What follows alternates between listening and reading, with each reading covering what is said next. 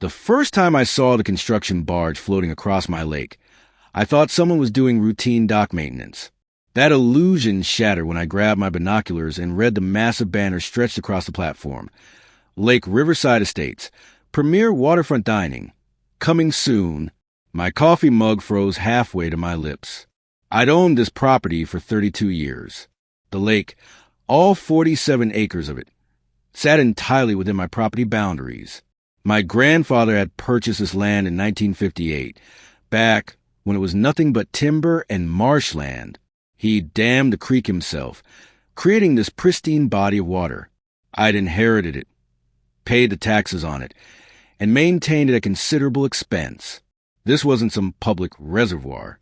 This was mine, and the Riverside Estates HOA had just planted a restaurant in the middle of it. I stormed my truck, gravel spraying as I tore down the driveway toward the Riverside Estates development.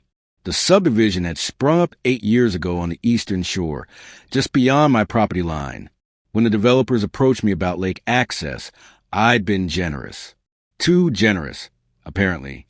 I granted them an easement to use a boat ramp at the southern tip of the lake, thinking it meant residents could launch kayaks and fishing boats. You know, normal neighborly lake activities. I hadn't anticipated a floating restaurant. The HOA office sat in a converted cottage near the subdivision entrance. I didn't bother knocking. The door banged against the wall as I entered, startling a woman with helmet hair and too much coral lipstick. Her nameplate read Patricia Caldwell, HOA president. "Mr. Morrison," she said, her smile rigid and rehearsed. What a surprise. "Cut the act, Patricia. What the hell is that monstrosity on my lake?" She adjusted her reading glasses, projecting an air of false innocence. "Oh, you mean the Lake House Bistro? Is it exciting? Our residents have been asking for more amenities, and waterfront dining really elevates property values." "On my lake?" "Well, technically, the easement you granted gives us access to water." She pulled out a folder, sliding a document across her desk. "See? Right here. Reasonable use of lake for recreational purposes." Recreational purposes means jet skis and pontoon boats, not a commercial restaurant. Patricia's smile turned sharp. "Our legal counsel disagrees. Dining is recreation, Mr. Morrison. And since the restaurant is floating, not built on your land, it exists in the water covered by our access rights." I felt heat crawling up my neck. "You ambushed me. You knew exactly what you were doing. We're following the letter of our agreement." She stood, signaling the conversation was over. "The Lake House Bistro opens in 3 weeks. I do hope you'll join us for the grand opening. Residents get priority reservations, but I'm sure we can squeeze you in." I left before I said something I'd regret. That night, I couldn't sleep. Through my bedroom window, I watched work lights blazing on the lake as construction crews worked the night shift. The sound of power tools echoed across the water. They were building fast, probably trying to finish before I could get an injunction. By morning, I'd contacted my attorney, Michael Chun. We'd known each other since college. "Read the easement carefully," I told him over the phone, pacing my porch. "There has to be a way to stop this." Michael was quiet for a long moment. "Dale, I'll be honest. The language is vague enough that they might actually have legal standing. Reasonable use is subjective. Fighting this could take years and cost you 6 figures, minimum, and you might lose. So I'm just supposed to let them turn my lake into their personal profit center?" I didn't say that. I said litigation is risky, but there might be other options. I could hear the smile in his voice. "The easement gives them lake access through that southern boat ramp, right?" "Right. The only boat ramp on the lake." "And who owns the land that boat ramp sits on?" I paused. "I do. The easement just gives them permission to use it. Permission you granted. Permission that, depending on how it's written, you might be able to restrict if they're violating the spirit of the agreement." A slow smile spread across my face. "Michael, you brilliant son of a bitch. I'm just thinking out loud, Dale. But if you wanted to say, perform necessary maintenance on that boat ramp, block it off for safety reasons while you make repairs, that would be your right as a property owner." Necessary maintenance. I liked the sound of that. The next morning, I drove to a construction rental yard and leased the biggest excavator they had. By noon, I'd positioned it directly across the boat ramp, bucket lowered, completely blocking access. Then I erected Orin construction fencing and posted signs. Danger! Boat ramp closed for emergency repairs. Unstable foundation. And no trespassing. I'd barely finished when Patricia's silver Mercedes came screaming down the access road. She jumped out, face purple with rage. "What do you think you're doing?"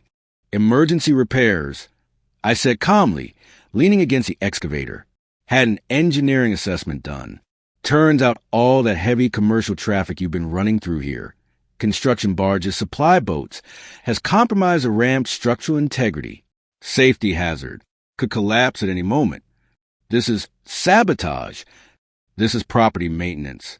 I'd hate for someone to get hurt because I neglected my responsibility as a landowner." I handed her a document. "Here's the engineer's report. Repairs could take, 6 to 8 months. Maybe longer." Patricia's hand trembled as she snatched the report. "The restaurant opens in 3 weeks. We have suppliers, staff, reservations. You can't just—" "I can actually. This is my land. That's my ramp. And right now it's closed. We'll sue you into oblivion." "Try it. I've already spoken to my attorney. I'm well within my rights to maintain my property. But please, tie this up in court. I've got time and money." "Do you?" "Because from what I hear, the HOA spent most of its reserve fund on that floating restaurant. Legal fees might get expensive." Patricia's face went from purple to pale. Behind her, I could see several HOA board members emerging from their cars. Having followed her down, one of them, a man named Richard, stepped forward. "Dale, let's be reasonable here," he said, using the tone people reserve for talking someone off a ledge. "We've invested nearly $2 million into the Lake House Bistro. That's resident money, real people savings. Should have thought about that before you violated the spirit of our agreement. We have a contract." Patricia shrieked. "We have an easement for recreational use." I corrected. "Not commercial development. You weaponize vague language to exploit my generosity. So now I'm weaponizing my property rights." Another board member, a woman named Susan, spoke up. "What do you want? Money? We could arrange a monthly fee." "I don't want your money. I want you to remove that restaurant from my lake." The group exchanged glances. Patricia looked like she was going to have a stroke. "That's impossible," Richard said. "We have a 5-year contract with the restaurant operator. They're investors. We'd be facing multiple lawsuits if we back out now. Then I guess you got a problem, because that boat ramp stays closed until the restaurant is gone." Over the next week, the situation escalated beautifully. The restaurant operator called me directly, offering bribes that started at $5,000 and climbed to $50,000. I declined them all. Patricia filed a complaint with the county, which went nowhere once they reviewed the property records and saw I owned the land. The HOA's attorney sent threatening letters that Michael casually batted away. Meanwhile, the Lake House Bistro sat completed but inaccessible, a floating monument to hubris. Without boat access, they couldn't bring in supplies, staff, or customers. The grand opening was postponed once, then twice. The restaurant operator threatened to sue the HOA for breach of contract. I watched it all from my porch, drinking coffee and feeling deeply satisfied. On day 12 of my blockade, Patricia appeared at my door, alone this time. No Mercedes, no board members. She parked at the main road and walked up my driveway. "Can we talk?" she asked. Her voice lacked its usual sharp edge. She looked exhausted. I gestured to the porch chairs.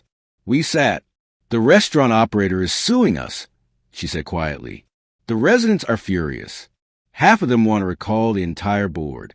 Property values are actually dropping because of the controversy." She laughed bitterly. "The exact opposite of what we wanted." "Patricia, I tried to tell you." I know. We got greedy. We saw an opportunity to add something special, something that would make Riverside Estates stand out.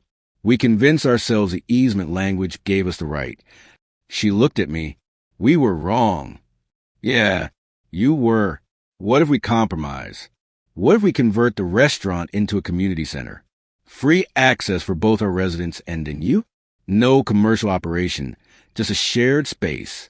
Genuinely recreational, like the easement intended. I considered this. Who maintains it? We do. HOA covers all costs. You pay nothing, but you have full access. We could even give you a key, let you reserve it for personal events. And it's in writing? Legal, binding, no wiggle room? Michael can write himself. I nodded slowly. That works. That actually works. The relief on Patricia's face was profound. Thank you, Dale. Really, thank you. 3 months later, the lake house, no longer a bistro, reopened as a community gathering space. The HOA actually did a nice job with it. Big windows, comfortable furniture, a kitchen for catering but no commercial service. I hosted my daughter's 40th birthday party there last month. Even Patricia came, though things are still a bit awkward between us. My excavator stayed parked across that boat ramp for 47 days total. Longest emergency repair in county history. Probably. But sometimes the best revenge isn't destruction. It's just making people face the consequences of their own overreach. And every time I look at that building floating on my lake, I smile. Because now it's not a monument to their greed. It's a reminder that generosity has limits, and property rights matter. Even on a sunny day, surrounded by kayakers and families, I can still see Patricia's face when she realized I'd actually done it, that I blocked the only boat ramp and brought her grand scheme crashing down. Best cup of coffee I ever had.